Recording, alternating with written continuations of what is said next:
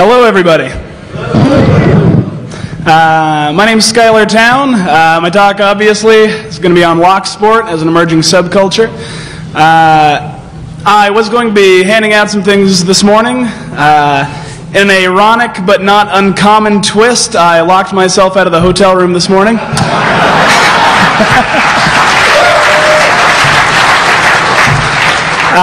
So after the talk, after the Q&A, I'm going to swing back over to the Circus Motel, and I'm going to set myself up in the contest area at the table. Feel free to swing by. I'll have some locks there, some picks, and some CDs with pinning charts and copies of a magazine that we just launched yesterday. All right, so on to the talk. I'm nervous as heck. All right, Locksport.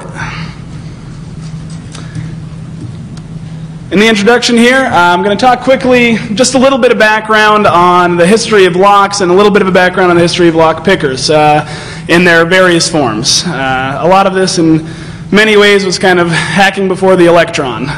We're very intertwined with the hacker community, and hopefully I will get to express some of that. The modern pin tumbler lock is based on an ancient design, the Egyptian pin tumbler lock.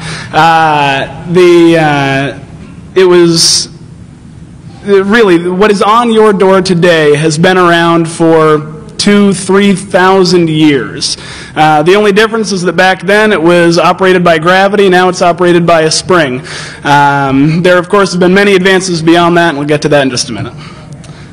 In medieval times, locks took on an artistic form. Locks were primarily one-offs for the better part of history. You would build them for your specific security need. You would, in turn, build them to meet your artistic and aesthetic specifications as well. Castles would have, coats of arms. They would have their own key. Now, why aren't you guys doing that?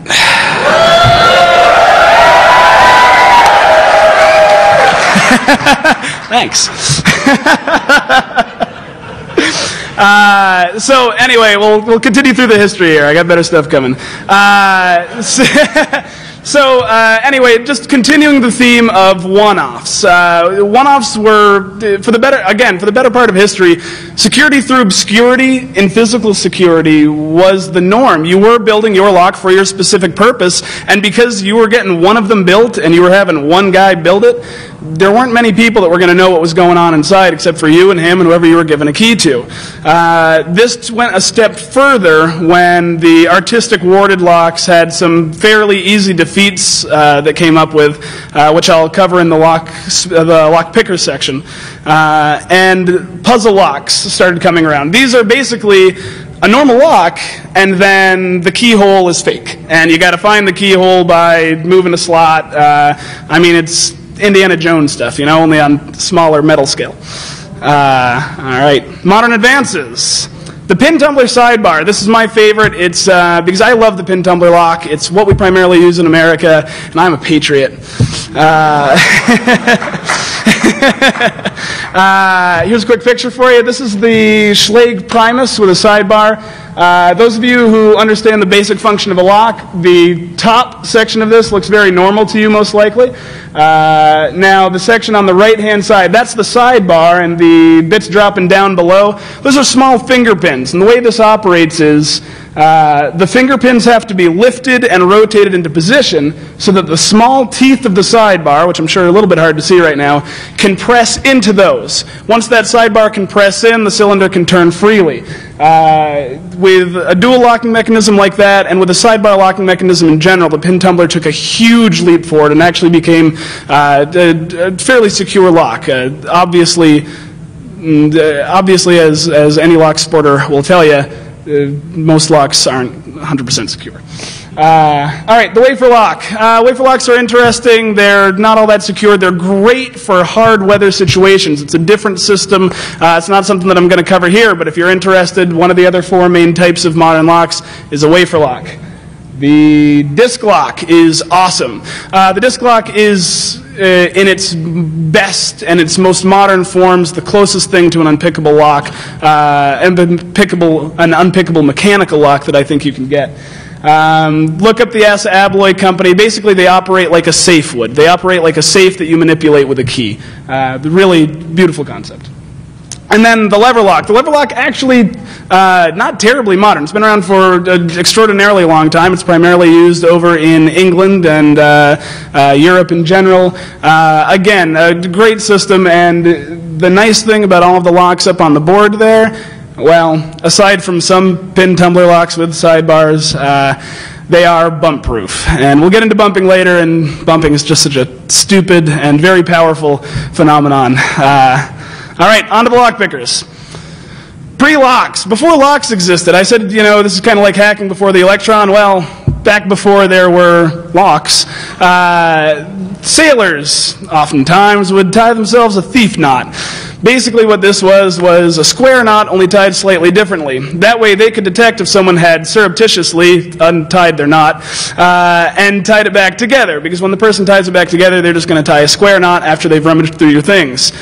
This is just one of the earliest forms of detecting surreptitious entry, and why I put it in the lockpicker history. The wax pad attack against as I was talking about before, the warded locks.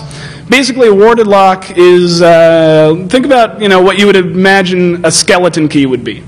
The reason that it passes through the lock is because those dodgy cuts in it, the square, crazy-looking pirate keys, they're passing by metal wards. And as they pass by, they turn a cam and the lock opens. So what you would do is you would take a blank one of those, you put a little piece of wax on it, and you turn it, and you hit one. Take the lock, you take the key out, and you see the mark that it just left in the wax. You file that down, you file it down into the key, you go again until you hit the next one. And this very simple, just very iterative step-by-step process could defeat a gross number of locks, hence the advent of some of the puzzle locks. Also, the similarity of warded keys was a big problem, and a lot of early lockpickers would simply try to see if their key worked in another lock.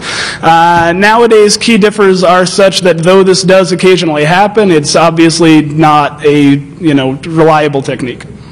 All right, now we're going to talk about Brahma versus Hobbes, and I'm going to get to read something really theatrically, and I think you'll all like it. Going to zoom that a little. All right, so in 1851, at the Great Exhibition over in England, America was kicking ass. We showed up and we had the best yachts, we had the best all sorts of stuff, and as it turned out, we also had the best lockpicker. Now, a lot of people have covered this in much more depth and much better than I could. There could be a whole talk on this. It's honestly a very cool story, but there's some controversy. The fact is he took many days, a couple of weeks in order to do this, and the common thinking is that he was not supervised during the entire time, as it would simply be boring to watch him. Sorry. So, there is still controversy today. Even recently I was reading an article where somebody had pulled apart the lock and insisted that he damaged it in the course of doing it. I have no personal opinion. My favorite part is the media coverage. And our reading. The Battle of the Locks. America still adds to her laurels in England. In addition to making the fastest yachts, the best plows, the most serviceable reaping machines, etc., etc., she can now boast of outdoing the world in picking locks. The distinction is of somewhat questionable character. Generally, the persons who've been most expert at this business have not enjoyed in the highest degree the respect and confidence of society at large.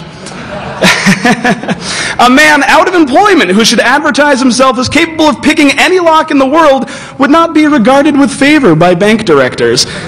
President Fillmore would probably not appoint as sub-treasurer for the city of New York any man whose sole recommendation should be that no lock ever made could withstand his ingenuity.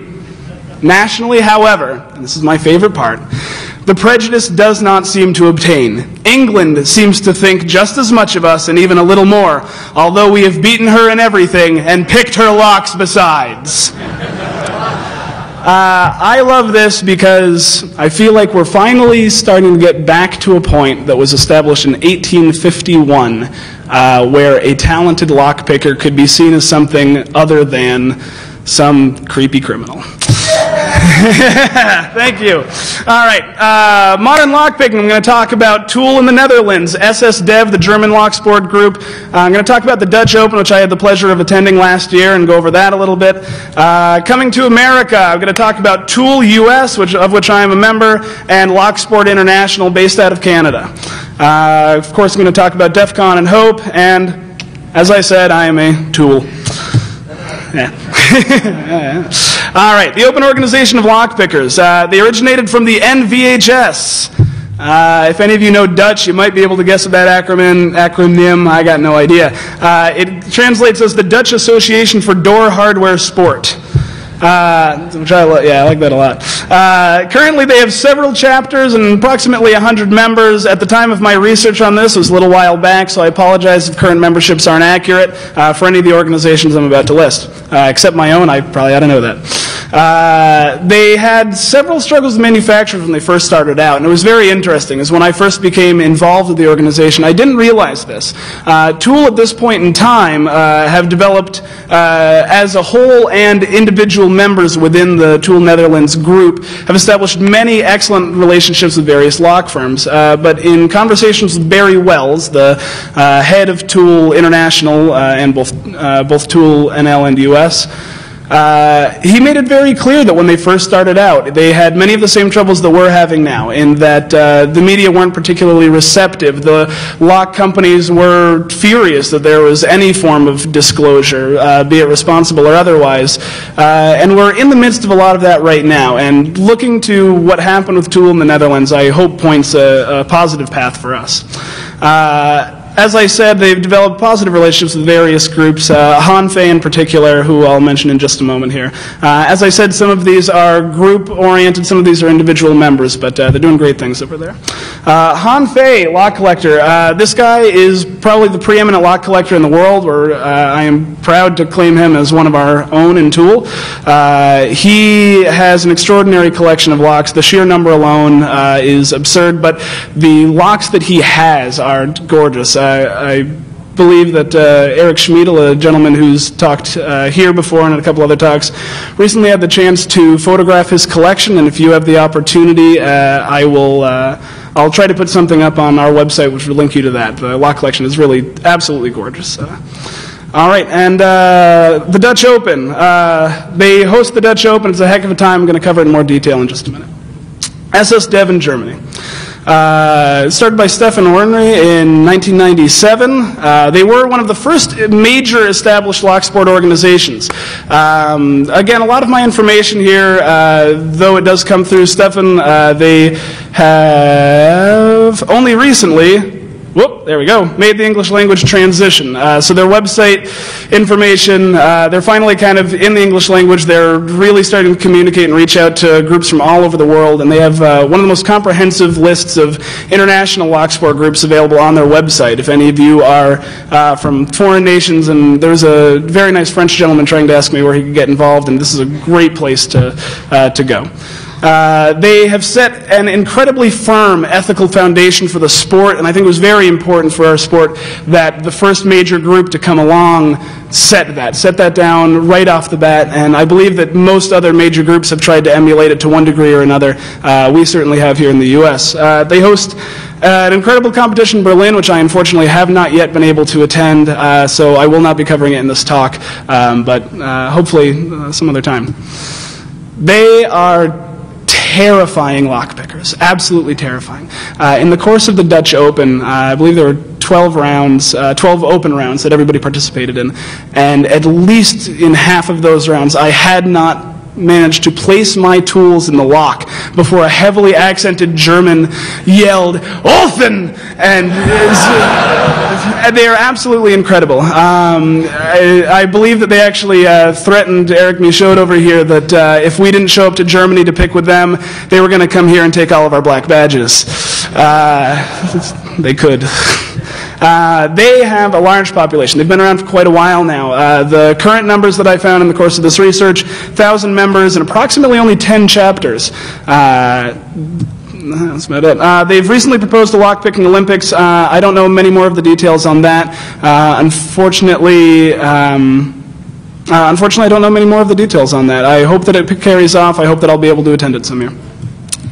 The Dutch Open. There were 50 people who attempted it in 2006, who attempted the actual competition portion. It is both a competition and a conference. The competition is an open. It's open to anybody who can make it in there. The private conference, however, is a closed event. Whoa.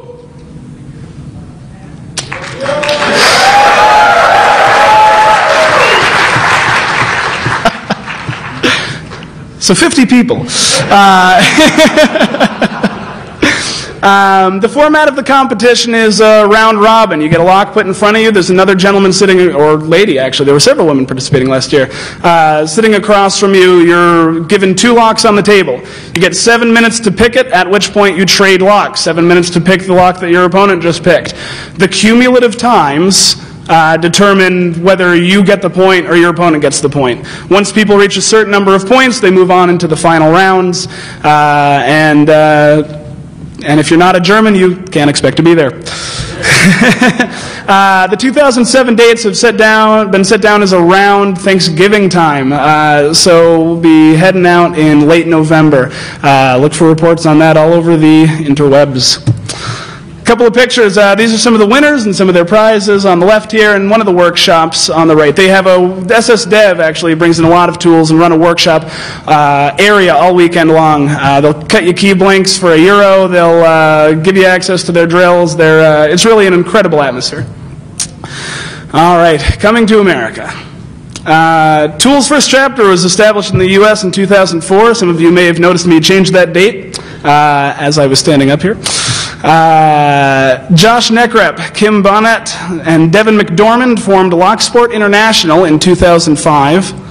And then Eric Michaud, Babak Javadi, Eric Schmiedel, and myself formed Tool US in 2006, during and immediately after the Hope Conference in New York. Current memberships. I actually just got off the phone with Josh. He said that they have approximately 12 chapters, some more active than others, and a little over 100 members at the moment. We have 4 active chapters in Tool. The membership between each varies, anywhere between 5 to 10 people per chapter for the most part. There has been discussion between individuals, between the community, as regards to whether or not there should be divided organization in North America.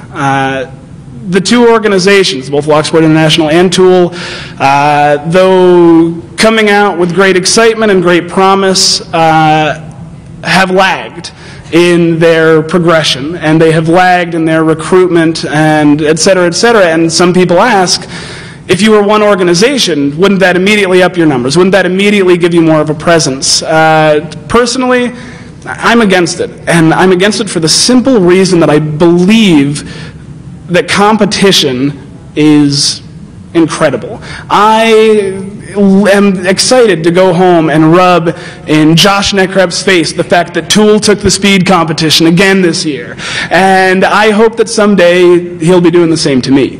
I think that it'll make us better pickers. I think that it'll make us work harder if we have a crosstown rival, you know? I mean, that's really all there is to it for me. As far as the differences are concerned, there aren't many. We both believe in a strong ethic. Our focuses have been primarily information, primarily organization, and primarily getting people into groups, getting people picking with their friends, getting people interested and involved in the hobby. The main differences are that they're based out of Canada, we're based out of the U.S., and occasionally we have differing opinions on really minute things that people outside of our little circle probably don't really care about. As I said, the main motivation to keep separate is, you know, you want to root for the home team, and it can't all be the home team. All right, our website, tool.us, easy enough. Make sure to put the extra O in there. And locksport.com, that's Locksport International. They recently changed their name to LI from LSI, and this is my poor approximation of their logo that they have not yet updated. So getting on to DEF CON and Hope. DEF CON has the lockpicking village, which I'll get into a little more detail in a moment, but it has grown to the point of being kind of a con within a con. I have been shocked, absolutely shocked, at the number of people who have trekked up the stairs and tracked us down in the Locksport village, or in the lockpicking village. It's a fairly small room, and it is constantly crowded. It is hard to get through, and that is awesome. People are participating in the points competition. They're coming in for seminars. And I mean, not for nothing, but they're wandering down a long hallway that seems like it leads to nowhere. I'm really impressed anybody's finding us, and there are so many of you. It's fantastic. In the lockpicking village, there have been competitions, there have been demonstrations, there have been seminars, and the village itself is, we have had to literally announce 3 times and get mean with people to get them out the door at the end of the night when we have to close up. It's such a big thing now, such a validating thing to go in there and have so many people genuinely interested in something that is so important to myself and the other people that are up there. It was very strange for me, as before coming to this event, most people have been, lockpicking. That's kind of a weirdo. Kind of a creep, aren't you? And I show up here, and all these weirdos and creeps want to know what I do.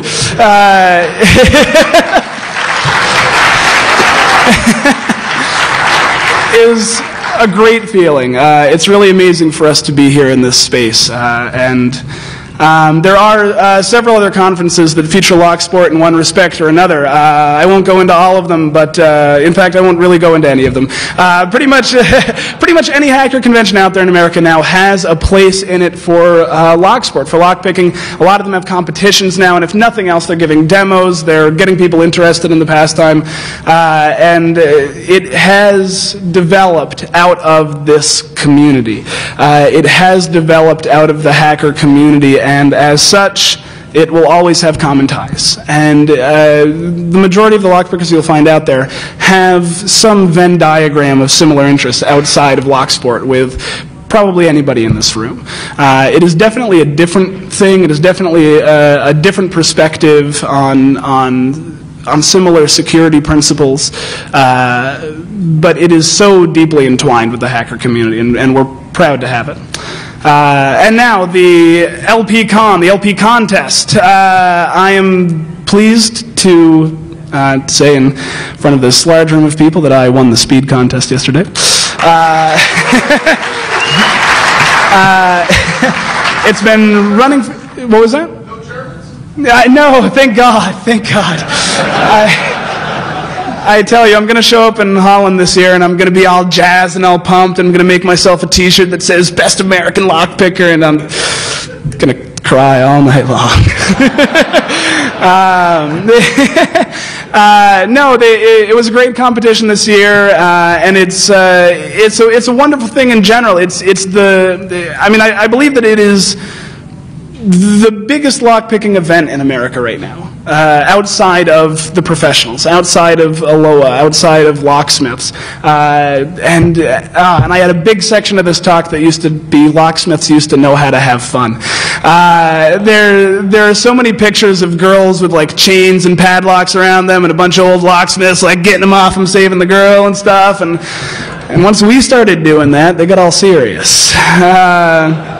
So anyway, it's a wonderful competition. Doc has done an incredible job putting it together. It is being passed into the hands of Tool. So next year we're going to come out and be hosting it ourselves, and hopefully we'll continue to grow it. It's been an incredible event, and we're glad to have it here at DEF CON. The internet. We're going to talk about forums, YouTube, and some blogs.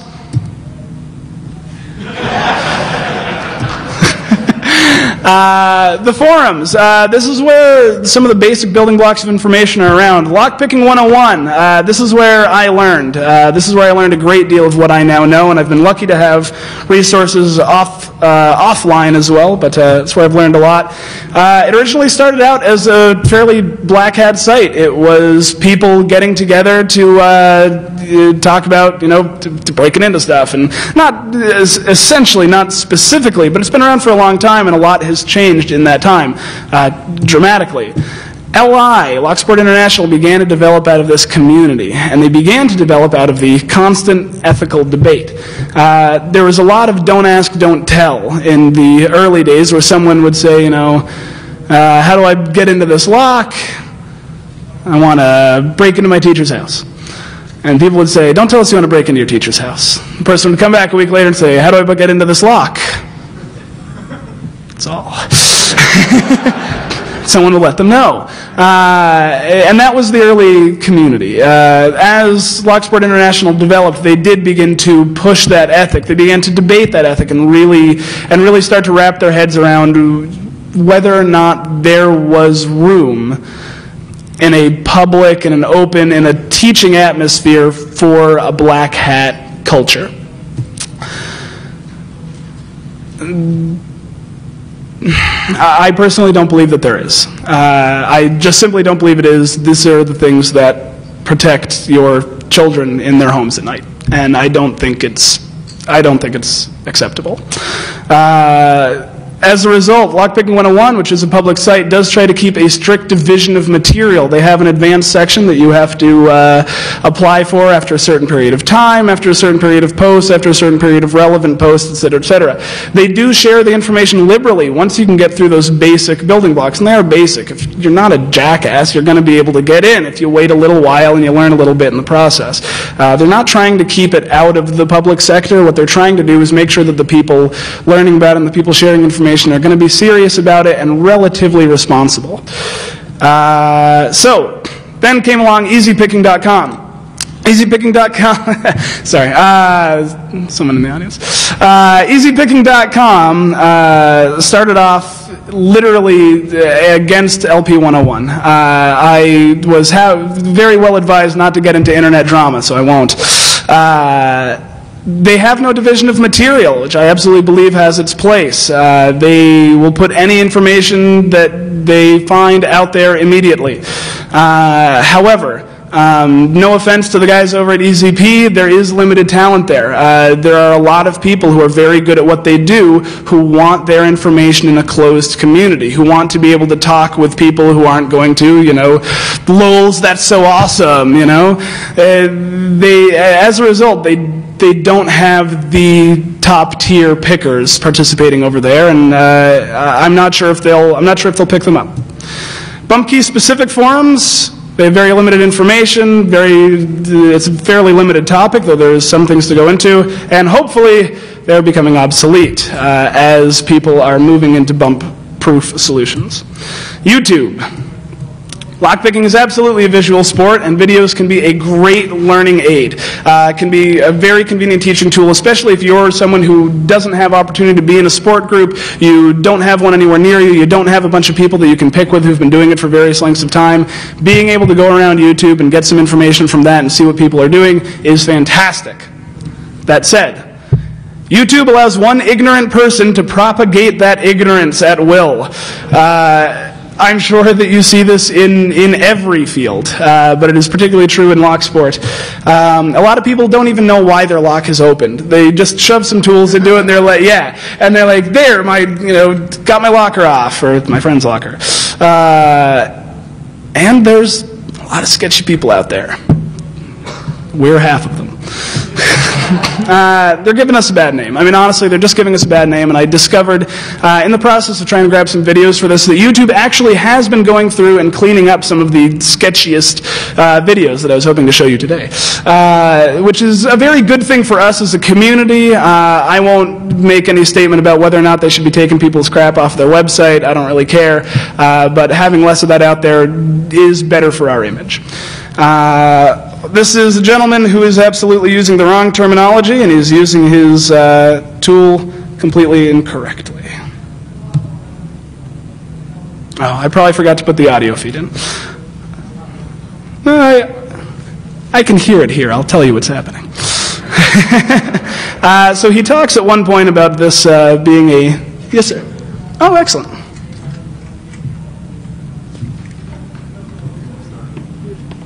He doesn't start acting like a jackass till just a minute here.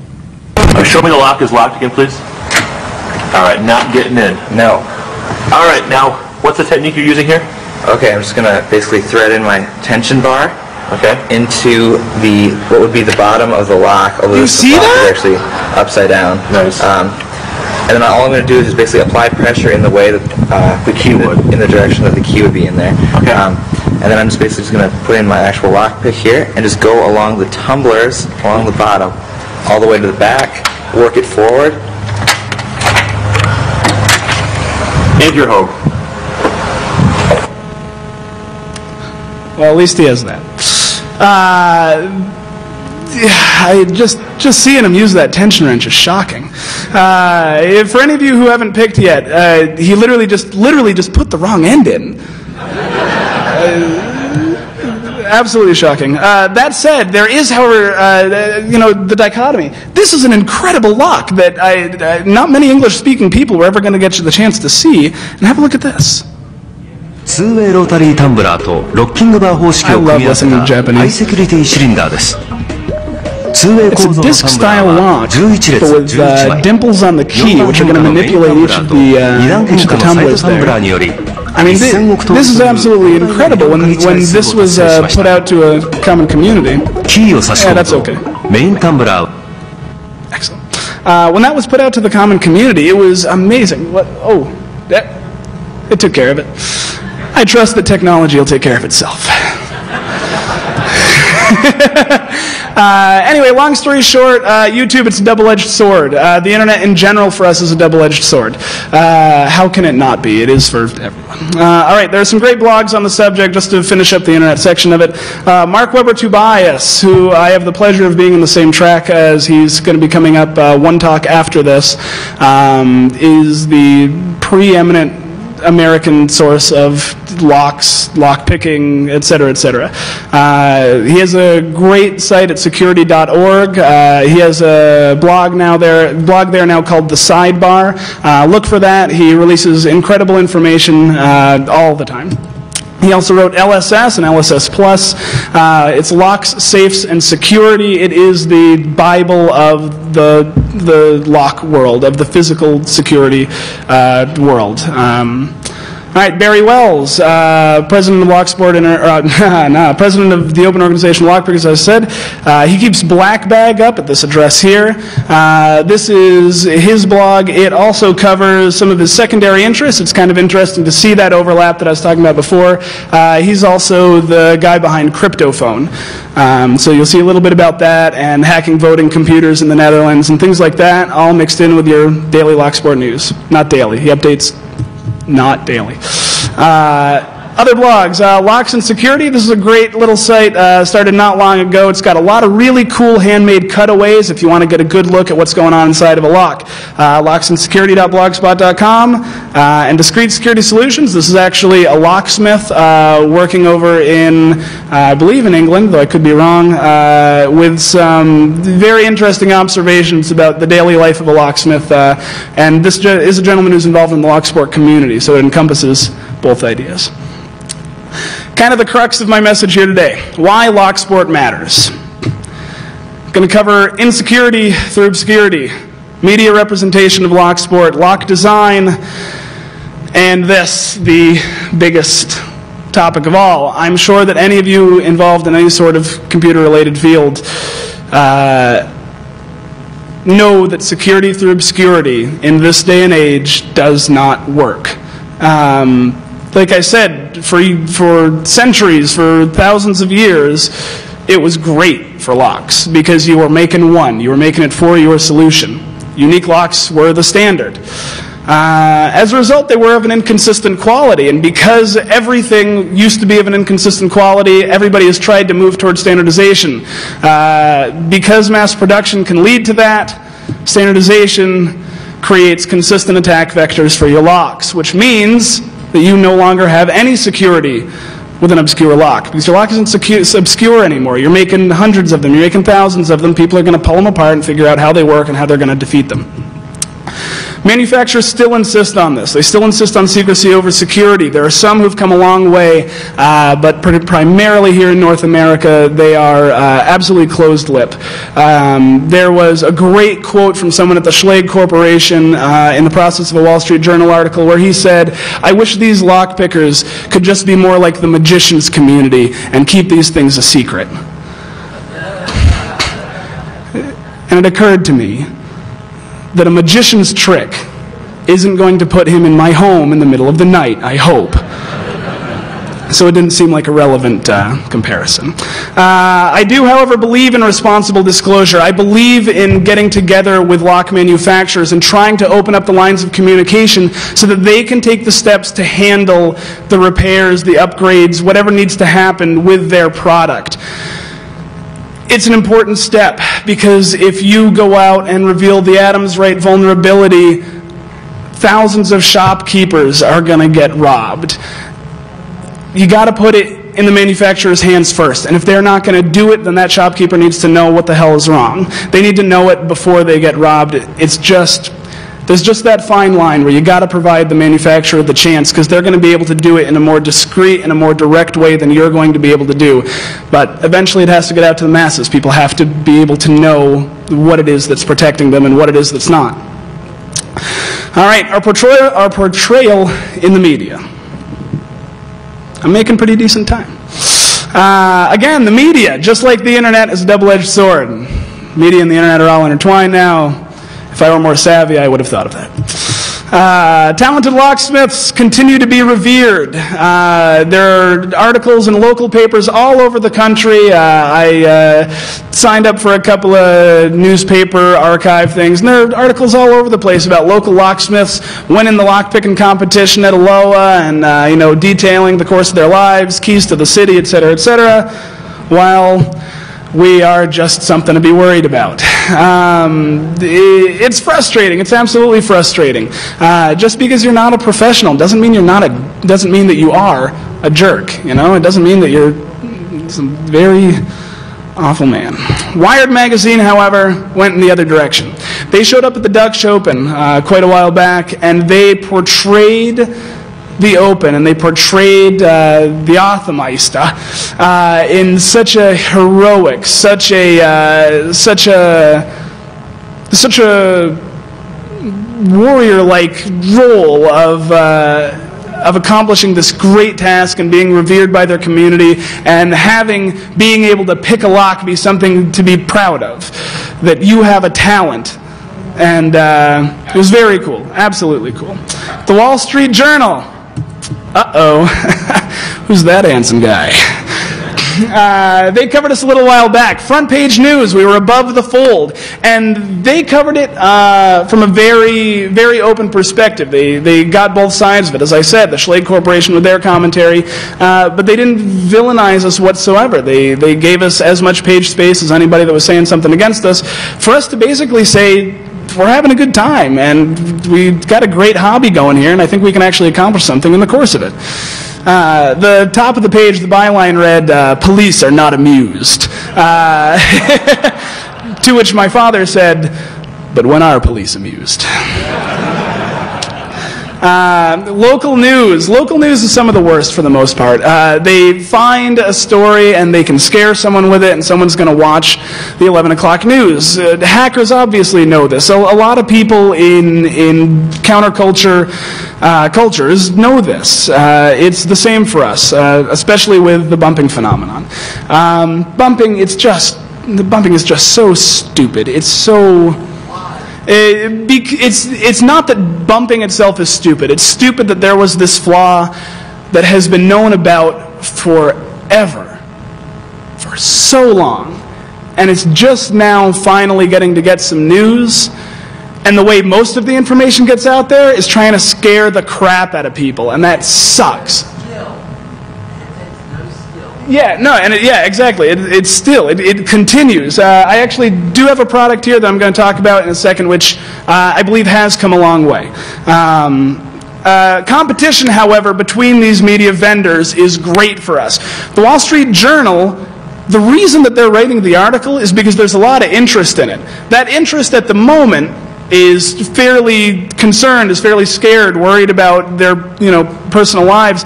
Whereas the Wall Street Journal then needs to go in a different direction with it. Media wants to be innovative. And as long as they want to compete with each other, we're going to get the good articles out there. We're going to get the media outlets that want to be the ones to say, hey, everybody's been doing this wrong but us. And in those situations, it's going to work out nicely for us. We're going to be turning the tide. Lock design, and I'm going to address the continuing problem with bumping here in a second. The European locked groups actually do have some very positive relationships, as I mentioned before. They will actually send their product out to be tested by Locksport groups. You can engineer something and you can put it together, and an outsider can have such a different perspective and such a different mindset that it will reveal something that you didn't initially come up with. It's used in so many different manufacturing processes to have different people look at the same problem. And we are such different people. We're not the ones making the locks. Yeah, well, and we're different in general. But it's a great habit over there, and it's led to some very good things. I'm going to talk really quickly about released under the Wiser brand in Canada and released under the Kwikset brand here in America.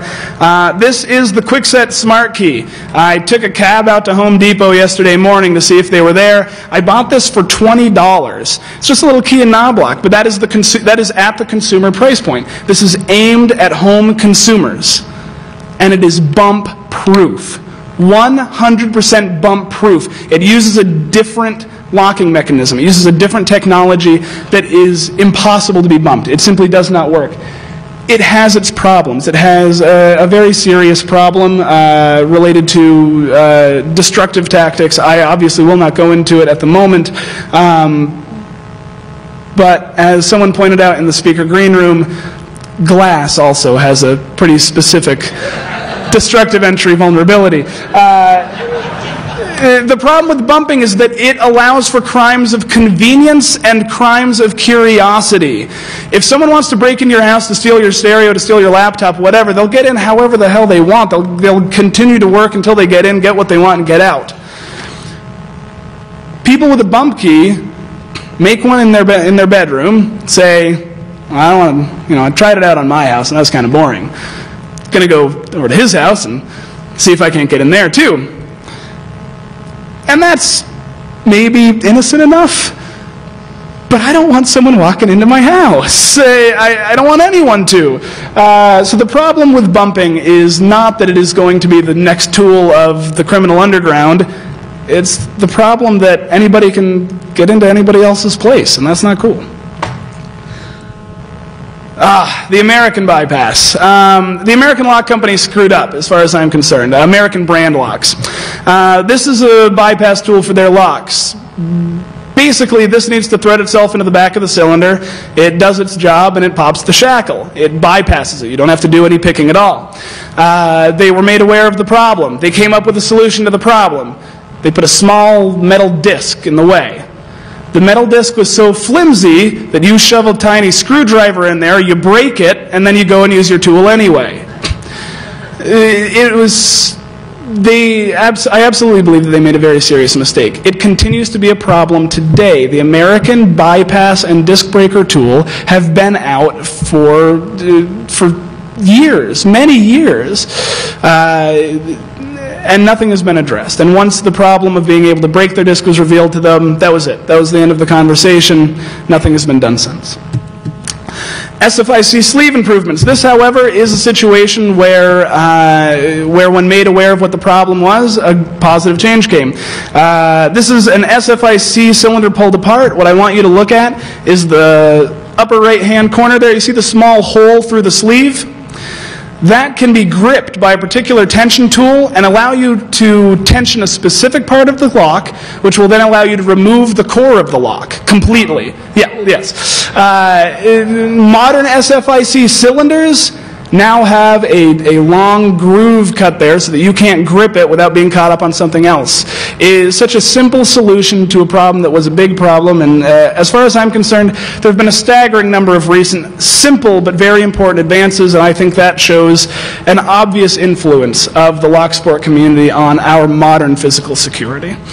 We are hoping that we'll start developing some stateside relationships with lock manufacturers and maybe try to get some of these things out of the way before they make it to market. All right, how am I doing on time? Doing okay. My last word on the subject. Why do we do it? A lot of people involved in lockpicking, involved in the hobby of Locksport, have had to experience a phenomenon often known to only small fringes of the American populace. They've had to come out of the closet to their families. It's a very strange thing to say to someone, you know, when they say, well, what do you do? I say, well, I pick locks. And they say, well, isn't that illegal? And I say, well, no, not the way I do it.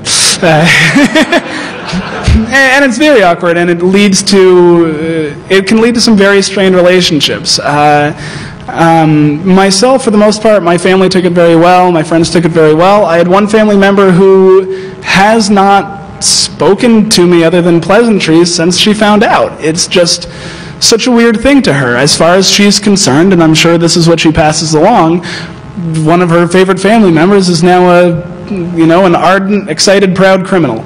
I'm sure that the hacker community can feel our pain in that. I'm sure it's a very strange thing to help your mom set up her computer, and she says, "So could you do bad things to me?" I wouldn't.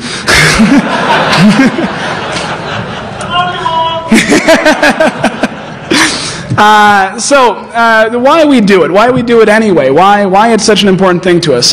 There are a lot of professionals in the Locksport community, and they get a lot of crap for it. I know a gentleman who has had his entire business basically destroyed because other locksmiths are so infuriated that he's involved in the community that they've cut off the supply. They've cut off his suppliers. Thank you. They've cut off his suppliers. They've tried to cut off his business, etc., etc. It's hard for a professional to be really publicly, personally active in the community, but there are a lot of them out there that are sharing incredible information, and a lot of others who are doing it to keep up. Because there's innovation on both sides of the fence, and if they're the first ones finding out about it, then they can be a better locksmith. All right. A lot of people are in related fields. A lot of people who are into computer security want to know more about physical security. I'm in physical security, and I know so little and want to know so much more about computer security. Puzzles. One of the great quotes that came out of some of the early stuff we were doing here was, "It's like picking a Rubik's Cube in the dark." It's very much about a puzzle for a lot of people. It's a convenient thing that you can carry on a train with you. I pick down at my local bar with a couple of my friends there in the audience. It can be a very wonderful social thing, and when you get it open, it's really an incredible feeling. I feel like putting a puzzle together, a jigsaw puzzle together, and you put that last piece in, that sucks compared. That sucks.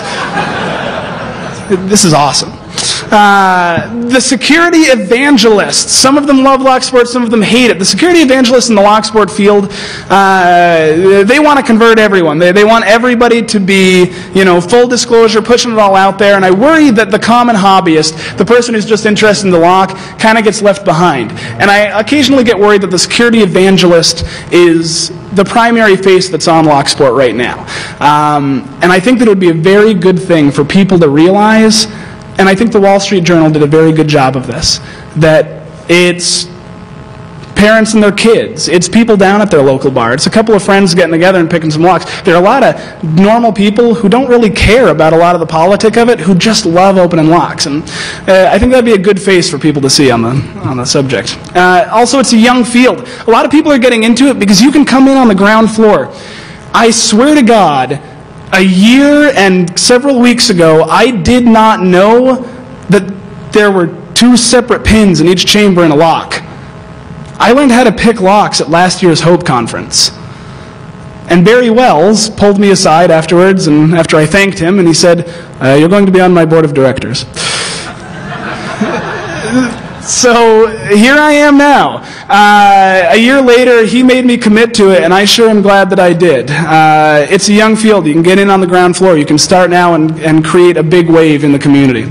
It is constant challenges. New products are coming out all the time. You're finding old things. There's a great collector community. And I actually just covered this. The hobbyist ideal for me is the person who's just so genuinely interested in Locksport, in opening that lock, in maybe collecting some locks, and figuring out how they work, and I'd love to have that ideal better publicized. I'd love that face to start to be put onto Locksport. I think that I'm done.